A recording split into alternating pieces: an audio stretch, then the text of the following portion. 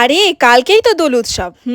তাহলে প্রিয় মানুষকে কোন কালারটা লাগাবে? শুধু রং লাগালে হবে নাকি? তো চলো ঝটপট রং বেরঙের রসগোল্লাটা বানিয়ে নিই। প্রথমেই এখানে 500 গ্রাম দুধকে ফুটিয়ে নিয়ে এখানে ভিনিগার দিয়ে আমি একটা ছানা বার করে নেব। তারপরে ছানাটাকে ঠান্ডা পানি দিয়ে ভালো করে ধুয়ে নিতে হবে। ভালো করে যখন এটাকে ধোয়া হয়ে যাবে তারপরে এটাকে মেখে নিতে হবে কিছুক্ষণ। তো মাখার জন্য এখানে কিন্তু হাতের যে তালুটা থাকে সেটার প্রেসারে এটাকে মাখতে হবে। আমি যেভাবে তোমাদের দেখাচ্ছি তোমরাও কিন্তু খুব সহজে এইভাবে মেখে নিতে পারো। আর দেখো এখানে ভালোভাবে যখন মাখা আমার হয়ে যাবে তারপর ওই পছন্দ মতো ফুড কালার দিয়ে এখানে রং বেরঙের রসগোল্লাটা বানিয়ে নাও। আমি তো এখানে আমার পছন্দ মতো কালার দিয়েছি, তো আমার তো গ্রিন কালারটা খুব ভালো লাগে। তো দেখো খুব ভালোভাবে এখানে গোল গোল করে সবগুলোর কালার আমি এখানে বানিয়ে নিয়েছি। এবারে ওই কড়ার মধ্যে পরিমাণ মতো পানি দিয়ে এখানে ওই 1 বাটির মতো চিনি আর কটা এলাচের টুকরো দিয়ে রসটা যখন ফুটবে হবে তখনই কিন্তু একটা একটা করে রসগোল্লা এখানে দিয়ে দিতে হবে, কারণ ফোটা অবস্থায় রসগোল্লা দিলে তখন কিন্তু রসগোল্লাগুলো ভেঙে যেতে পারে। রসগোল্লাটা দেখো কতটা পারফেক্ট ভাবে এখানে হয়েছে। মতো কালারফুল রসগোল্লাটা আমার কিন্তু একদম ডান। তো কেমন লাগলো ভিডিওটা আমাকে অবশ্যই জানিও। রসগোল্লাটা কিন্তু দারুণ।